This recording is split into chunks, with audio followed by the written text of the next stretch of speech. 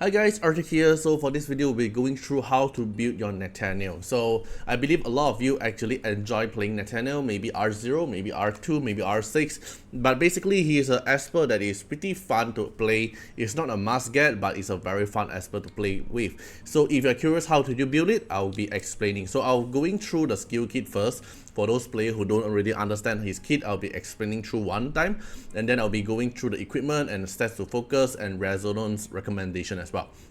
So Nathaniel is a wind type defender Esper, and he have a leader buff for PvP content 40% defense increase.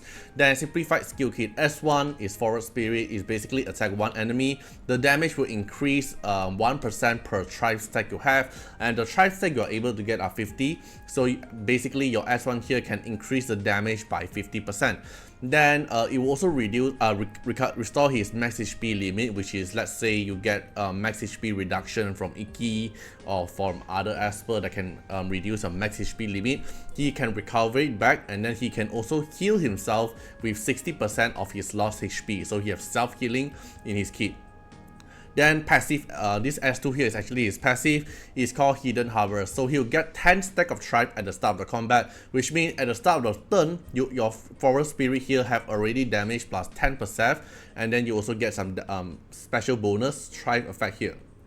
Then, how do you get more tribe stack? So after ally defender and only defender in your team, when they cast any ability, you'll get 1 stack. But if they actually cast this ability in their active turn, then you'll get extra 1 stack. So let's say Wuyu Breakdance is special turn, and Wuyu Breakdance will cast S3, S2, and S1, so you'll get 3 stack in total.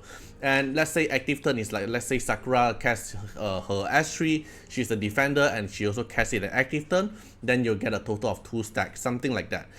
But for enemy situation, enemy doesn't have to be the defender, enemy can be any kind of Esper and cast any kind of ability. So let's say Momo trigger a counter attack, you'll get 1 stack, and if Momo casts her skill at her own turn, then you get 2 stack.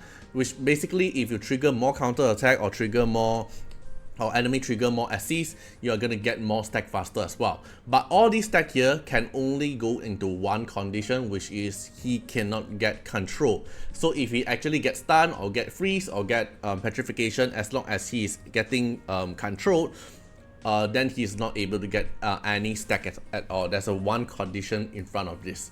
Then S3, which is his nuclear skill. This skill can only unlock when he has a 50 stack of tribe stack. It can only be cast once per round, which means the whole battle he can only cast this S3 for once. It's an AoE damage, it's a single hit, and then it will increase 12% damage per tribe stack. So you have you can go up to 50 tribe stack, which is 600% damage bonus. So let's say you're gonna do 100 damage here, you're gonna times another 600%, and that will be your final damage. So he's gonna be a nuclear bomb even without R6. Then you clear all the tribe stack.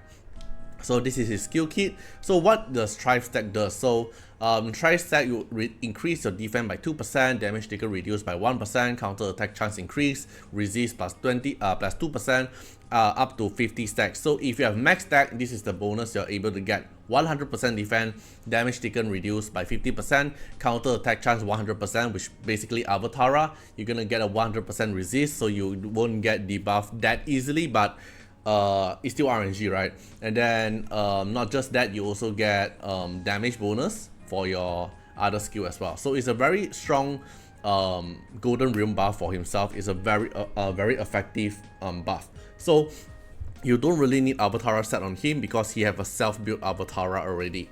So when stack are max, Nathaniel will gain a bonus turn. It's not AP pushing himself, he get a bonus turn directly, and then dispel all his debuff and then unlock his S3, then you're able to nuke. So as that said, you're able to get a bonus turn, so you don't really need him to build fast, because the moment you have 50 stack, you instantly get your turn and cast your S3. But you have to cast your S3 actively. Then the skill equipment here, I'm recommending you Thunder set, Astro set, and Snow set. But most likely everyone will be going for Thunder set, because you want to ensure your nuclear boom DPS can actually one-shot the enemy.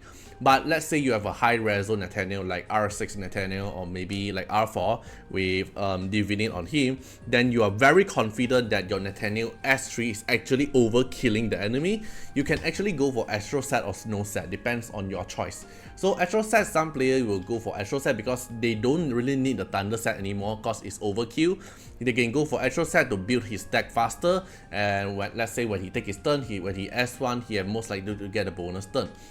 But this kind of Nathaniel will make him slightly faster. There's no set because at the end you're gonna get hit by a lot of type. You're gonna get that, you reduce the damage taken, you're gonna counter attack them, you're gonna heal yourself as well, and then you can also snow them if you want to be annoying. But basically I think 90% of you are going for Thunder Set, including myself, because I want to look at big number damage, and Thunder Set suits me the most. Then for 2P set here, I recommend Light Set and Fairy Set. In my opinion, the best set for 2P set is going to be Light Set, because if he get control, as I said earlier, if you get a control, you are not able to get stack. The tribe stack is very important for him. You want him to get the tribe stack as soon as possible to 50 stack. So Light Set to protect him at the start of the combat to actually get control. Of course, currently in the meta, there's a lot of Chuyao around, right? So you're gonna gamble that the enemy Chuyao can't dispel your Light Set. But Light Set here is very important because you don't want him to get control. Then if you don't really have a good Light Set, you can also go for Fairy Set. Basically, it's more easy stats because you want him to be 100% crit rate. But if you're using a Fairy Set, you want to ensure your team that is somewhat able to dispel or put immunity on him, so he can be safe from not getting control. Then he can cast S3 to nuke everyone. So stats to focus here, I'll recommend crit damage have the same value of crit rate because both are very important. You want both of them to have at the same time. Then it's more important than defense. Defense is more important than HP because defense is your main tankiness and your DPS output. Why am I saying HP here as well? Because one of his weakness is also going to be true damage, right? And getting higher HP will make him also tankier because true damage ignores your defense, and HP will basically makes you a lot more tankier. So you don't want to just focus all in defense. You want to hope that your substats there's also some HP in it.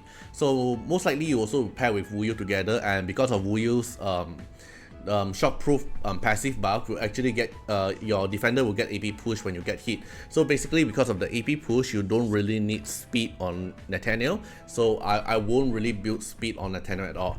And you don't have to focus resist accuracy attack at all because resist, his tribe stack already give him resist for free. Accuracy, he don't really apply any kind of debuff. And then attack, he don't need attack. So for Resonance, this is the R2 effect, will reduce the target damage by 50%. R4, if the damage defense is lower than yours, your damage increase. Basically, it's going to be lower than yours because you're going to get a defense plus 100% here. And he's a defender, and most likely you're going to use a defense leader buff, or maybe Sakura will boost some defense buff, I don't know. But basically, this R4 will always get triggered. Then R6 here, the damage bonus is going to increase to 24% per stack instead of 12% per stack. So basically double the bonus damage to 1200%. And now after casting S3, it won't clear all stack, it will only clear 40 stack, which means it will remain 10 stack of try for you. So you're gonna have 20% resist, 20% counter attack chance default. So you don't really need any kind of Avatara, all those stuff, right? So value wise, R0 is, to be honest, R0 is all you need to actually play him, because R0 his damage is already ridiculously high. R2 will reduce the enemy damage deal because of this effect here, not really too important. He's not an R2 Esper. He can be a R0, he can be a R2, he can be a R4, he can be a R6.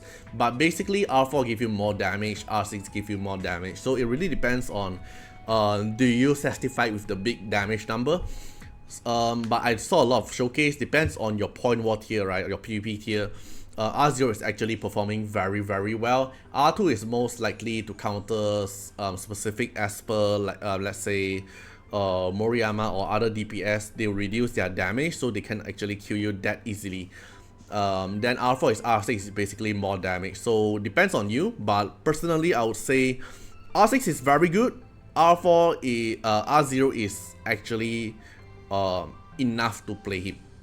Right, so let me show you my Nathaniel that I'm using now. Okay, so this is the Nathaniel that I'm using in Point War. Maybe some players says that, oh, Point War is not that important now, but you have to know that Point War and Dislyte are actually sharing the same tier reward now, and Point War also have a weekly reward. So Point War is actually important in a way now if you want a PvP reward, right? So for Nathaniel here, I'm going for Thunder set. Like I mentioned, I want to see big damage number. I want to ensure everyone can actually die, including Esper that is on Chuyao Spirit Aegis can get one-shotted by Nathaniel. So my Nathaniel here is going for Thunder set, and very important is the Light set. My Nathaniel is R6 D2 I have extra stats, and this is the stats I'm going for.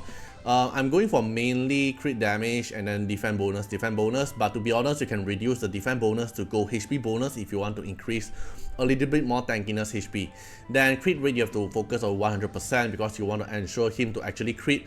It's actually very hard to get 100% crit rate with Thunder set and Light set because you don't have the Fairy bonus. So your Thunder set and Light set have really good relics. Like for example, this one, I have like 2 rolls in crit rate. I have defense bonus, HP bonus for tankiness, crit damage for extra DPS.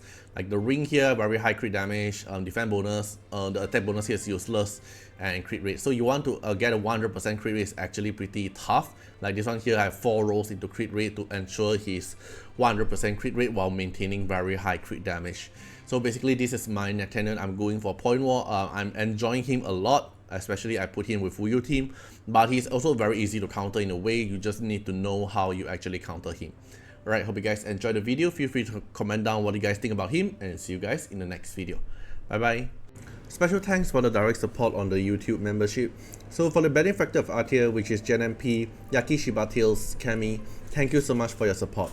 And for the supporter or patron of Artiar, which is Louis Schneider, Agni, Code Wilderness, Wang Tamer, Ziggy, Kamaruki, Sunwatts, Rimu, Chawny, Antonio Winterspoon, Marlene Williams, Ium Cragran, Riku Fred X Iris, Calamity, Rocco Standions, thank you so much for your support.